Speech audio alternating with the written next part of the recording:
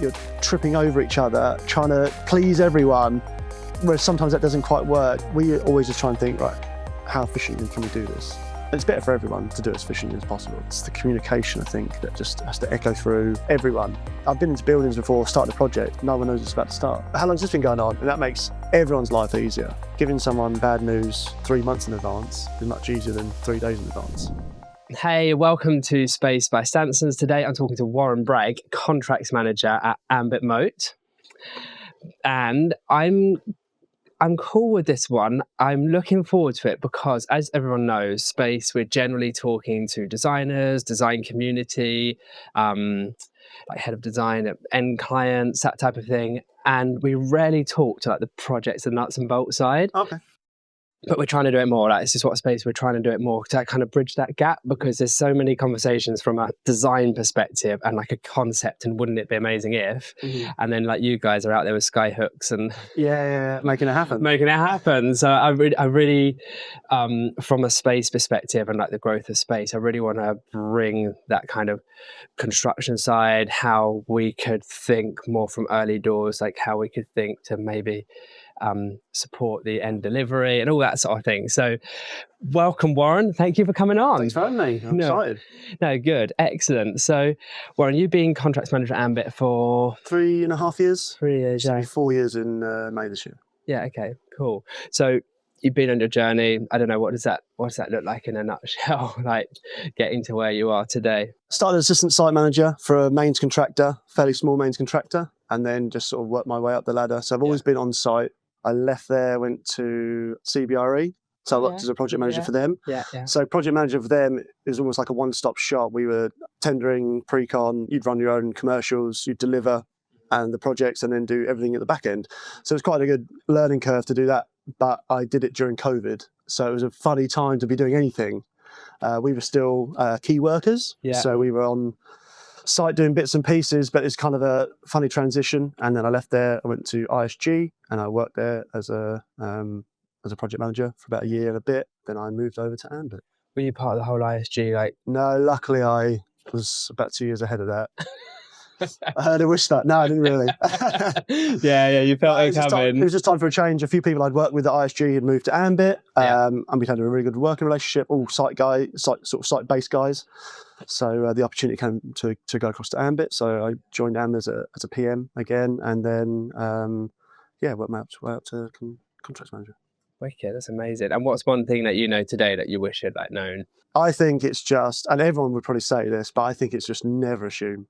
I think prior to being in construction, I kind of had sort of hands-on kind of work, where you're kind of relying on yourself.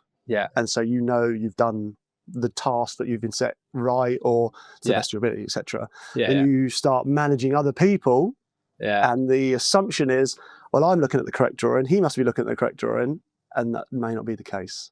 And it's the same with things get delivered, everything comes in a brown box. Are these the lights for this room? Probably. Just assume they are. Up they go. Oh, they're not the lights for this room. So it's that kind of learning curve of where we now have kind of these, rigorous paperwork, which everyone will say there's too much paperwork in construction now. But I think it is necessary because it's just these checkpoints, hold points to make sure what we're doing is correct. Things get updated. Technology helps a lot. We use online portals now. So, for the site guys, they can only get hold of the latest drawing. So that really, that's cool. They shouldn't be working to anything old. Obviously, if it gets printed, that's a different story. But everyone now, if you say, can you get the drawing, and it's on your phone. So it's quite good to kind of keep those portals updated. That way everyone's working from the most recent information. So I'd say, never assume that someone is doing what you think they're doing, because chances are something's gone awry somewhere. Yeah, I can imagine that. But is that quite a lot of admin, Warren? And does that fall on you, or how does that look?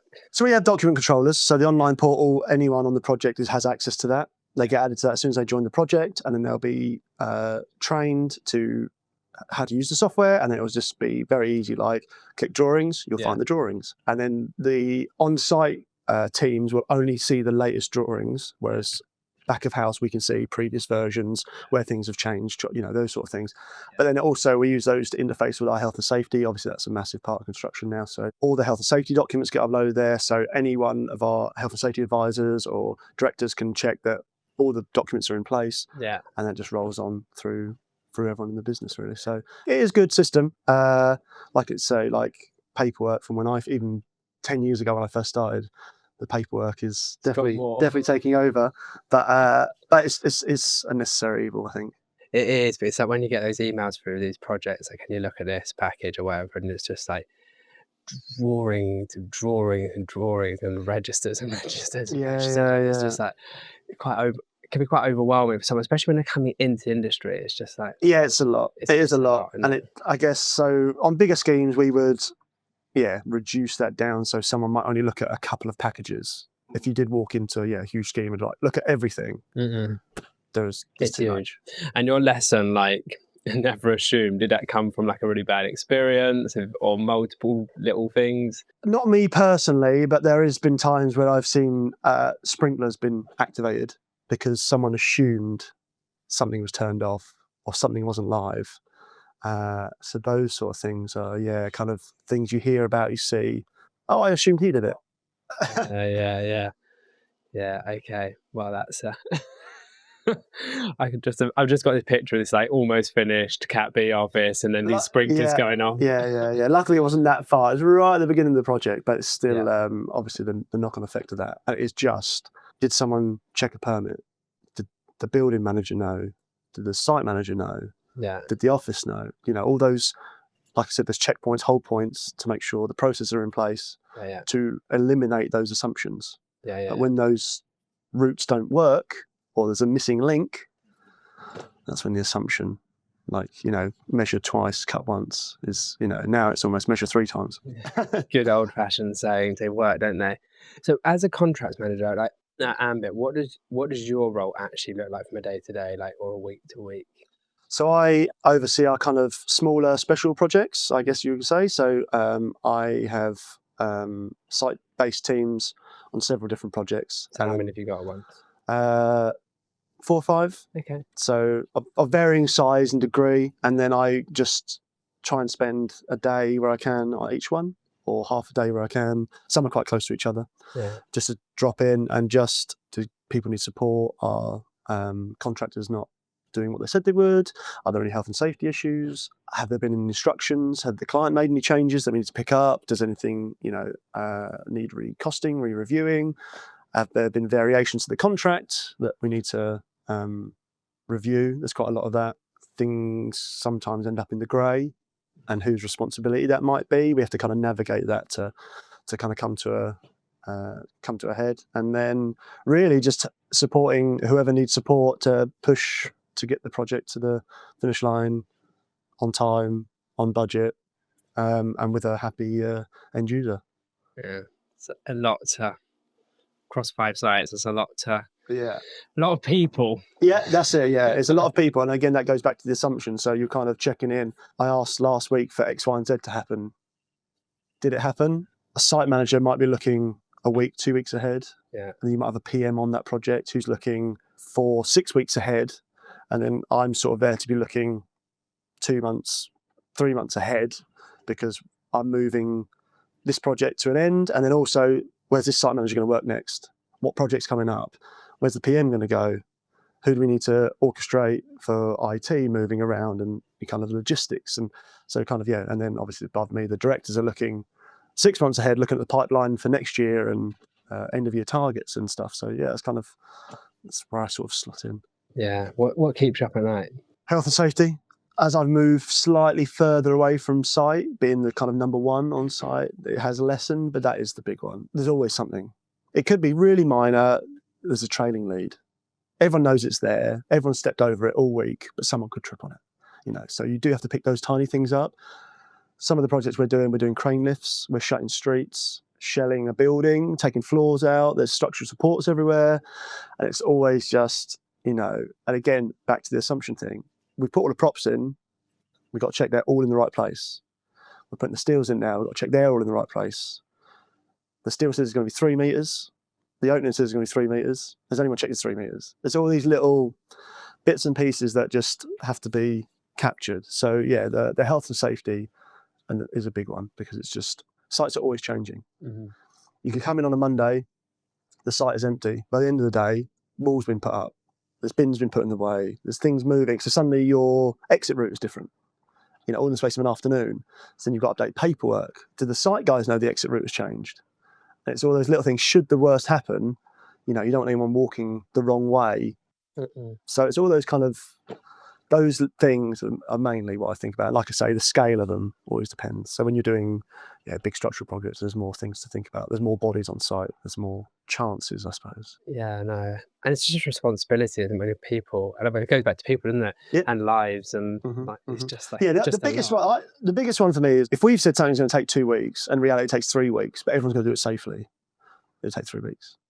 There's no point trying to rush. Someone will have an issue. Not necessarily, life-threatening, or it might just be a cut finger because they didn't put their gloves on because they were rushing. They still have to go get that addressed. It has to be logged, noted. Check up on them, and a couple of days later, are they okay? Was there any repercussions on that? And then all the paperwork. Why didn't he have his gloves on? And all these sort of things. Whereas really, if everyone just uses the time sensibly, takes a breath, normally, touch wood, things go. More haste, less speed, or whatever the saying is. Exactly. There's all these old sayings that are very helpful. They come into my mind, yeah. No, fair enough. How do you, I'm just going off on one here, but how do you, keep yourself organised and that sort of thing? Do you use apps, or are you just naturally, notepads, or I did diaries and things? I did say this year I might start writing stuff down, because I normally just have it in my head. I'll set my diary up, normally at the end of the week, looking ahead for the next week. Like your Outlook calendar. Exactly. Just as easy as that. So today I knew I was going to go to one project, then the next project, then I'm coming here, then I'm going to another site visit. Yeah. So that's kind of structured my day, and I'll do that for the whole week. In meetings, normally we have minutes taken, so that's kind of just refer back to those. That's quite easy. But yeah, action list. Normally, if I've got a lot going on, I just send myself an email. Yeah. Just bullet points, everything I need to do. Yeah. But yeah, this year I think maybe I might start writing stuff down, because it's just there's a lot. And plus, you're always in front of the computer then.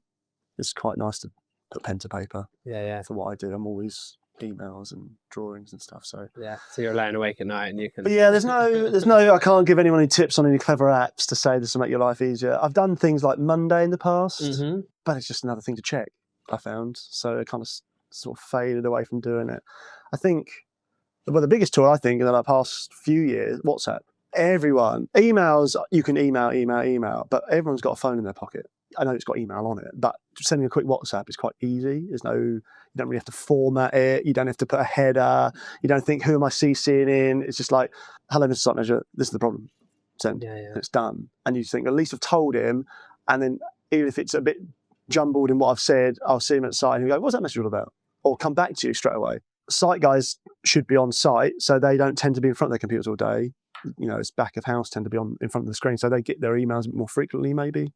So I just think, WhatsApp I think has actually been pretty handy. And even I take photos on my personal phone and just WhatsApp them to my work phone. Yeah. And it's even that, it's just a little memory jog. Yeah. But yeah, I don't know. So if you ever find a clever app, let me know. Yeah, no, I've just actually, from doing the podcast, I was talking to somebody who uses OneNote, and every single thing they put every day they have a OneNote that they just jot down what their key tasks are, or any notes of meetings or something. Which it sounded quite cool. But I can't say I've proved it yet. I'm definitely getting into it slowly, but I think those things build, don't they? You don't just the magic spanner; it becomes a habit, right? I worked with a really good head of services, and he was OneNote. And he had everything there, and because he was on multiple projects, each one had a screen. They were all laid out exactly the same, and it just becomes routine. Yeah, it's about building that in, isn't it? I think I'm a bit of a WhatsApp though, because I just love that. I know emailers as well, like you said, but it just seems to be heavier. But I love how you can I've got a notes chat with just myself. So I just send stuff to the guy's notes. I just send it to notes, and then I'm just pictures, like you say, straight away. Then it's on your laptop, and you've got it. It's a bridge between mobile and laptop, isn't it? It's funny actually. I got a new laptop, and I said to the guys in IT, "Can you put WhatsApp back on it?" I really don't normally do that. I was like, I don't know how anyone else does it. I do it all the time. Yeah. Just it's on your phone, ping. Done. And you can just search. It's got the best search thing on it. That's got my driving license. Yeah, exactly. Someone needs to see it. I'm like, documents. It's just everything's on my guy's notes. It's just a living feed of So yeah, life. that is it does definitely work. a key tool, and normally 99.9% of people have it. Yeah. So it's so easy. If you started using a Monday or something, you've got to say to everyone else, "Can you download this? Can you start using this?" And you're kind of almost forcing people, and then people don't buy into it. Whereas everyone's got WhatsApp. What are like 3 like really smart VE value engineering hacks you've seen either on site or you've done yourself? Lighting always gets VE'd. Okay, interesting. Funny this has come up, but carry on. I've done a few projects where either an architect will have designed or they've got a lighting designer in, and they do sort of want the world, and lighting can be incredibly expensive. So unfortunately, when the clients and the QSs are skimming through the numbers, that number tends to pop because it's always quite large. There's so many different suppliers out there that people don't know about, and people are able to mirror other things. There's new tech coming out. You can whittle that number down, but still get the same effects, feature lighting, spreads of light and everything. So there's ways and means of making that work. We did a project where I had a really long light recess through a corridor, and it was a really busy corridor, and it didn't work. And they said, "We've got to change all this light." And it was a massive upheaval to try and take a ceiling down, take everything out, put a new one back in this live area. And so one of our electricians just said, "Well, of an evening, we can take all the internals out. You can leave your shell. We'll send it away. They'll remake exactly the same light fitting to fit back inside, and you can just click it back in, and back in an evening." And we did that. And it was much more cost effective because we didn't have to rip anything.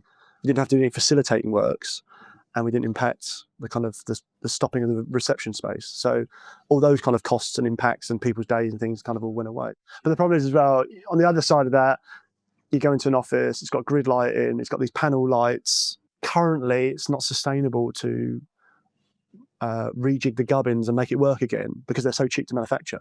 Feature lighting, those sort of things work, but for kind of your bog standards, it's like changing a light bulb. You wouldn't send a light bulb away to have the filament put back in. No. It's just crazy, isn't it? Yeah. So it's one of them. So yeah, lighting, I say, is probably the biggest one. Close second is furniture and finishes.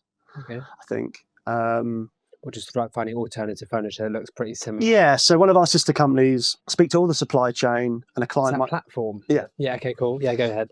So they might say, okay, in our current office we've got this furniture, and they'll know, okay, that brand, that brand, that brand. So they'll speak to that supply chain. Okay, they're moving offices, they want to match the bits and pieces, and then you can give that number, and they've been in that office for 15 years. Obviously, prices have all gone up. The budget's huge. It's too much. What can we do? But because we're speaking to everyone, okay, well, that you can get in this version. It's a slightly different finish, slightly different color. You can make more of a feature of it, but it's going to be 50% less. And so just by those sort of things, again, it's another big number that everyone sees. And that's the other thing, it's easy to whittle down. You could probably VE anything to a degree, but it's a lot of effort. Paint is paint. There's not really many places to go. You've got your high ends and your low ends and your middle ground, but the scale of change isn't that much.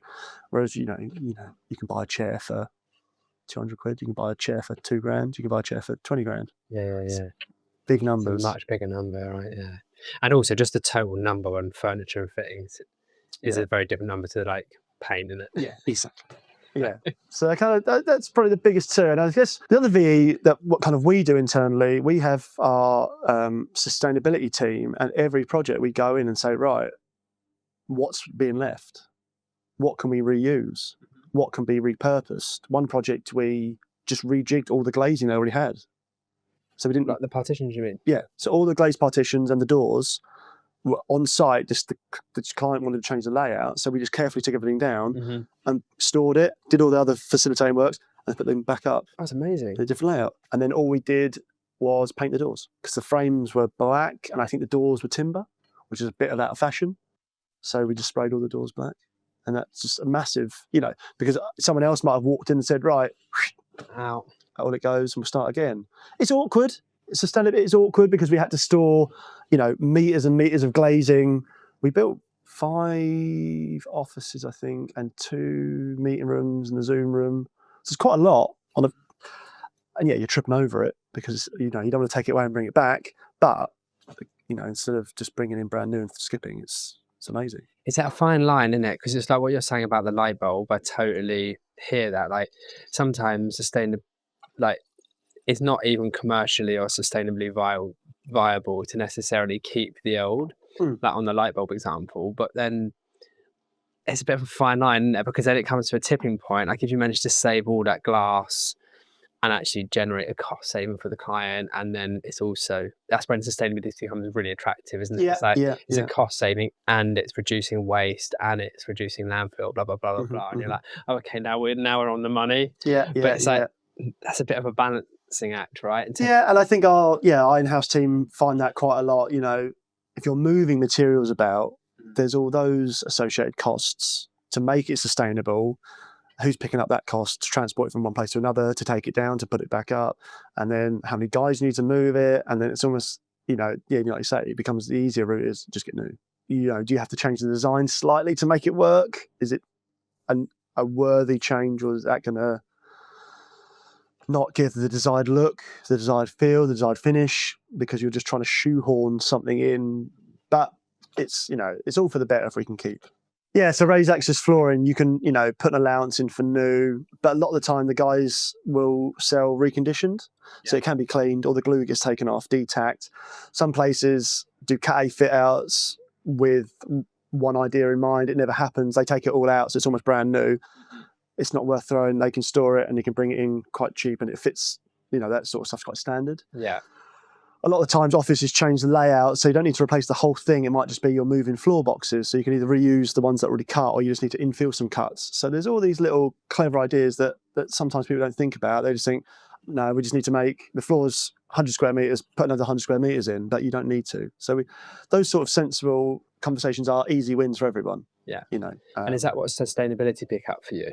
Like so they come in viable kind of balance. Yeah, they help come in at the start of the project. What's been left, even what furniture is being left, even if the floor don't want it, the new end user doesn't want it, but we might be able to use it as our welfare and our site office. There's no point chucking it in a skip and me hiring in some stuff. There's a perfectly good desk there. So there's all those kind of little things up to the glazing, like I said, or if there is sensible furniture. Can we reuse it, or can we find a charity? Can we find a school? Can we find someone to reuse it? Otherwise, unfortunately, construction, a lot of things do end up in skips. Although, recycling centres are much better now, and they can divert things from landfill, but we'd always try and go for reuse first. They can actually be surprisingly difficult to find. Like what we've found, because we do get quite a lot of, on a different level, obviously, but we get quite a lot of waste in fabric in terms of either mismeasures or clients change their mind, like after it's been made and it goes in, actually we want a different colour, and or like roll of fabric and then it'll get discontinued. You're like, this is like good fabric. It could be made into things, and like, or I don't know, whatever, like curtains for a house where someone can't afford curtains. And but that little gap between the need and like us, and probably maybe what you'll find as well, it's just like kind of needs a little bit more work. There's like storage as well. If you kept every scrap, you'd have millions of meters of it, and then you would never find anything, and something would be at the back, it'd be forgotten because you wouldn't get logged, and that is the middle bit where it's like, how do you make that efficient to work? The dream is you have this surplus product for whatever reason, and then the next day someone takes it. But that wouldn't happen. It never happens. It's like, oh, I might need it in about 3 weeks' time. Can you store it? Maybe. And then it just gets disjointed, and it doesn't happen, and you're left with it, and you think there's, I'm not wasted this time. I've tried, but it didn't go anywhere, and that's got to go. So I do think if they can slim down the gap, but it does sound mad because there are people struggling in all different walks of life, and you think someone would love a set of curtains, but you can't knock on the street down every door and say, do you want a set of curtains? By chance, are your meters 2 meters by what? Yeah, exactly. That's the thing. Everything's to a degree kind of bespoke once it's gone in, and you just have to find that. So we like the glazing, that worked because we were moving it on the same floor plate, so the ceiling height didn't change, and we had enough to rejig and made it work. We might have to build a little plasterboard nib, but that's better than ordering a whole new wall. So that's kind of an easy win. But when you get into the, when a site's got one chair, it's quite expensive, but it's a specific colour. How long do you look No, makes sense. But it does come on to another question I had for you, Warren. How do you think construction is going to like change over this year or next 12 months? Like, what are we going to start to see becoming more normal? Well, I think we can't avoid AI. Not necessarily on the delivery. I mean, I've seen robots that will mark out floors for you and things like that off the drawing. You know, that sort of stuff. You know, that's fine. I don't think is that coming. Bigger schemes are using them. Definitely bigger schemes, but I don't think smaller projects. It's worth it because for the guys to still get their lasers out, mark it, put them up, it's quite easy. I mean, the good thing about that robot, you can set off at 8 o'clock at night and it will just do its thing. And by the time everyone comes back in the morning, the next floor's marked out. So it's quite clever.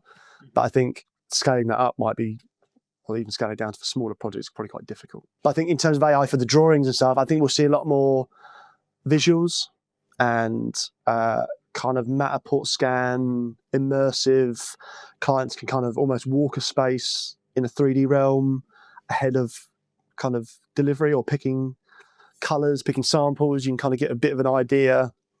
You know, normally the visual will be like from one end of a room and then the other end of the room, and you kind of get a bit of a feel of what it'd be. But I think there's going to be more in the day-to-day. You'll see more of this kind of immersive.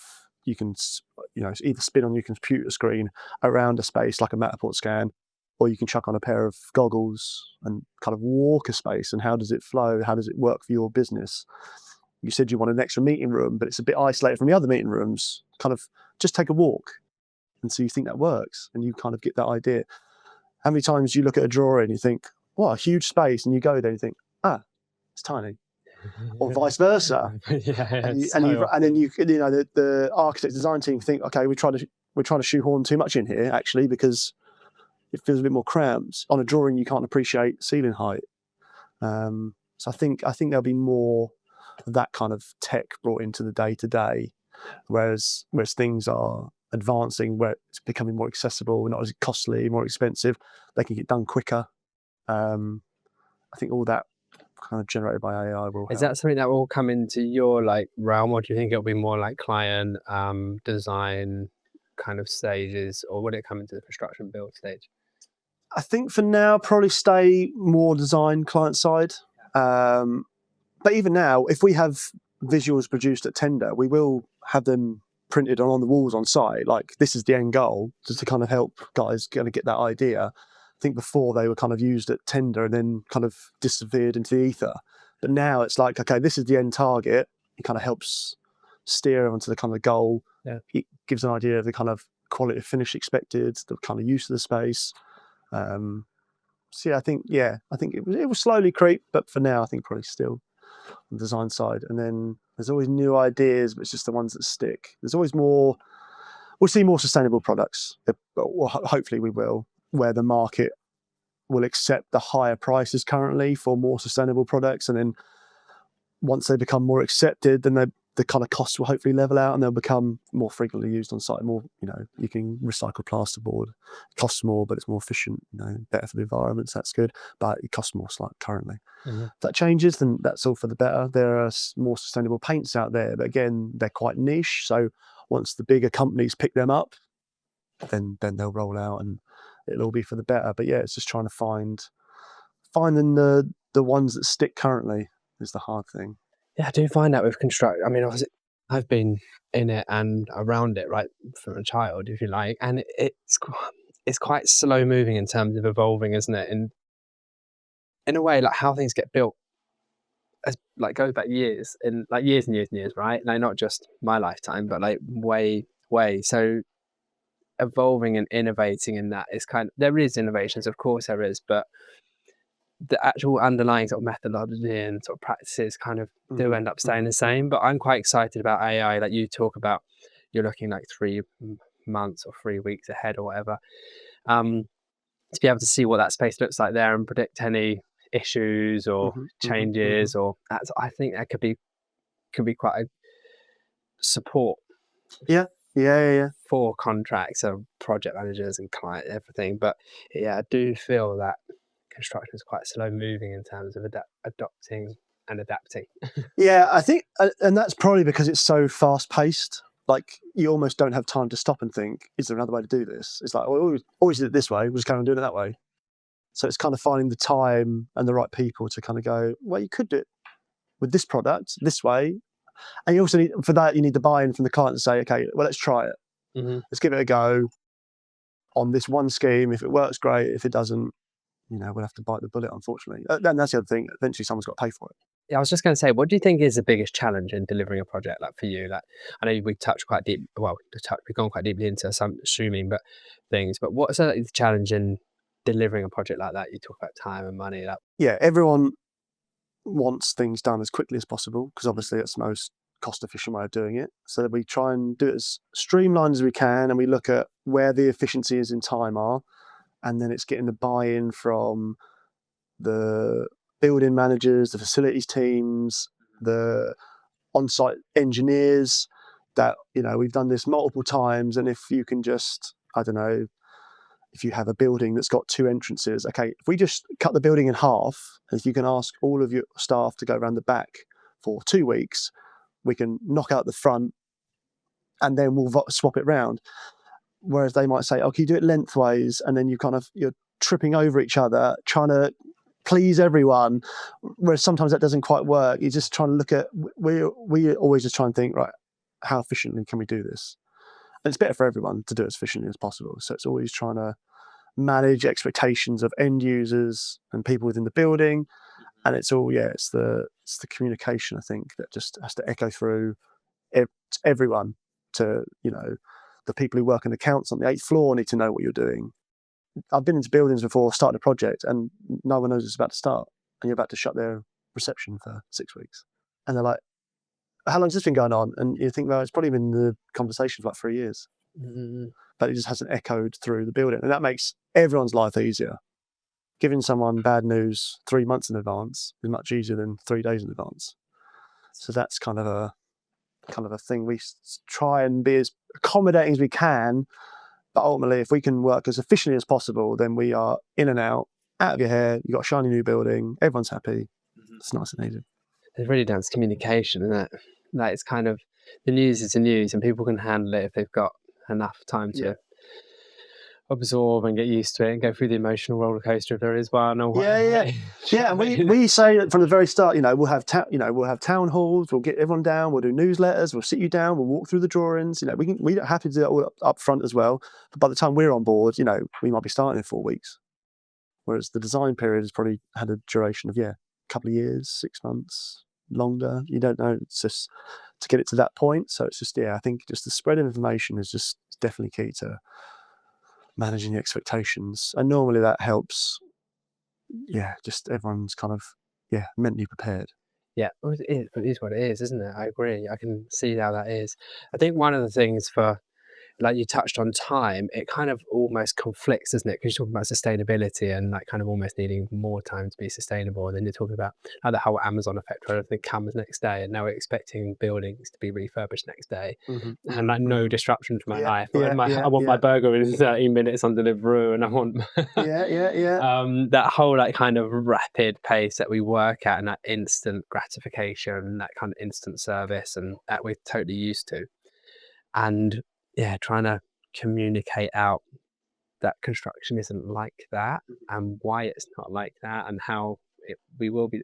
It's quite an uphill battle in a way. I think, like we said, like we were talking about earlier, WhatsApp, email, you can just share information so quickly that people think you can answer them instantly. But, there is time needed for thought. I've missed all the well before the generations where, an architect was pen and paper and just sketch something out, and then, get the rulers out and all that sort of stuff. And all right, I'll post it to you. It doesn't happen now. You just send an email, bang, got a new drawing, right, we're doing this now.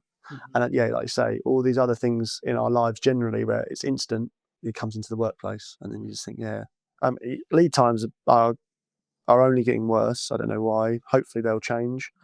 But you sort of, in your head, think, okay, that'll take about 12 weeks to get here, and then suddenly it's 14, 16 weeks, and then that's your program. Is you might as well just rip it up and start again. You're just constantly, the program is correct until the first day you're on site, and then it's like, right, that's all changed, start again. That lead time's changed, start again. That lead time's changed, start again. So that is, and again, it's people managing, pleading on the phone. Is there any chance you can reduce the delivery time? Is there any chance you can install it slightly quicker? And then that goes back to but we still need to do it safely, still need to do it correctly. We want to do it once. So it is just always, you're just juggling and spinning plates. How could design really help you deliver on time and on budget? Like, what could do at design stage to help contracts? I think if they're like, start sharing like standard details early, because a lot of the time a curtain track is probably quite standard, but if it's like recessed and it needs to go in before the boarding and no one's really aware of that, it doesn't get programmed that way. So then suddenly, the site will think, right, all the ceilings are in, all the windows are finished, right, let's have a look at curtains. And then they'll say, well, that's got to be recessed. And it's like, and that's not just curtain, curtain walling's the same and moving walls is the same. I know there should be a track in there before we did that. Oh, we need grounds to fix to.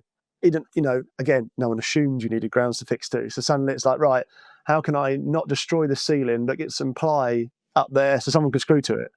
So I guess it's those little niche little things that maybe the guys on site wouldn't think about, but the supply chain would just do it day to day. You don't even think about it because that's what you do. You go in and you fix to this because there's always that in there. But again, if it's not communicated early, it gets kind of missed, doesn't get programmed, whereas the program would just say complete ceilings, install curtains, for example. Whereas it would be get head track in, complete ceilings, put the curtains in, and then you've just got that phasing as it should be. And it's all stuff that's really simple, that's done in the right time. It's a bit like your light that you took out of reception area they mentioned back at the start. Like, it was really easy to put that in at the time, but then to rip it all out and put it in, it's just like a totally different ballgame. Yeah, exactly. And that's the thing. Everyone who does their own job, you can do it with your eyes shut to a degree, and you just assume everyone else knows how it's done. But when the guys on site are doing the same thing all day, every day, it just becomes second nature, but not necessarily the next person in the chain knows those little nuances that need to be done. So I've cut ceilings open before to put ply in, to get fixings in, where we could have just done that before the ceiling went in. So communication, managing the process, not knowing that little thing, but they're all lessons learned. So next time, if it's happened to you, you'll go, do you need anything in the wall for that? Do you need anything in the ceiling for that? All these little. I think the first time I put a microwave in, they put the socket behind the microwave, and then the microwave would push back. So going forward, don't put the sockets behind the microwave. Don't put the sockets behind the dishwasher. Don't put the socket behind the washing machine, because 5 mil can break your heart. There is so much, and then no projects are either the same. I know you've learned that lesson on no project, which is great, and like kind of you're always finessing, if you like, the perfect project, and then tomorrow it will be the next thing, and it's just how you just can't overshare or over communicate. There's no such thing. Exactly. In such a busy world where people are getting so many emails and so many messages, is to try and, from our perspective as well, is to try and deliver like really meaningful, valuable content in a way that's easy to digest and forward on and share. Or do you know what I mean? So it's like, again, juggling balance. Yeah. But no, it's interesting from a design perspective how we can help contracts. It's good to know. It's good for our team to know as well. So, and what excites you most about the future? We're rolling into a new year, by the way. We're recording this on the 5th of January. So, what's the most exciting about? Probably going back to what tech, all these AI things is going to help that sort of bridge that gap of sustainability. What more sustainable products are we going to see that are available to people at sensible costing, sensible lead times that will obviously benefit the environment, but still give the end result that people want. Products have been phased out in the past because they're not sustainable, or bad for your health, asbestos, for example. And, alternatives were found. So it's like, how do we keep doing that, with the goal of everyone's aiming for sort of 2030 net zero carbon reductions? It's like, what can we bring in as a kind of a messy industry, which is definitely getting better, but there's always room for improvement. So I think, it's kind of seeing what kind of trends come into this year that we would kind of have been talking about, and now it's more of a accessible commodity. Amazing. Thank you, Warren. Appreciate you coming on, sharing your experiences, your journeys, how things are going to change. And from a design from myself sitting on the design side more, it's great to have those conversations and like bridge, again, it's just communication, isn't it? But to bridge that between the two, like the vision and the on the site and making it happen, and to bridge that. So thank you very much for joining. It's been great to chat. Perfect. No, thank you for having me. Excellent. And if anyone's on and we're talking to more contracts managers, any suggestions, contracts, pre-con, commercial, we want to hear. So in the meantime, like and subscribe. The algorithm will do its thing, and we will see you next time. Cheers.